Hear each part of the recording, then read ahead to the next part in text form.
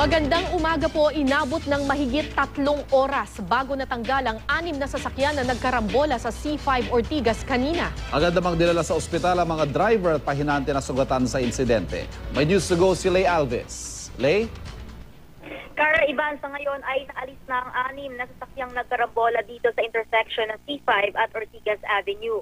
2 truck, 2 taxi at 2 motorsiklo ang nagbanggaan dito pasado alas 4 ng madaling araw. Nagdala ng clearing operation dahil nasira na yung makina ng isa sa mga truck at di maiandar.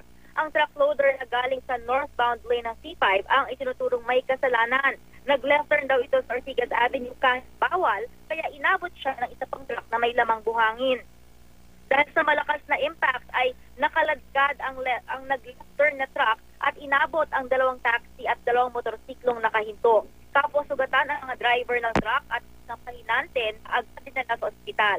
Inabot ng mahigit 3 oras bago naalis ang mga sasakyan, kaya't ilang oras antala ang daloy ng trapiko. Kara, Ivan? Maraming salamat, Lay Alves.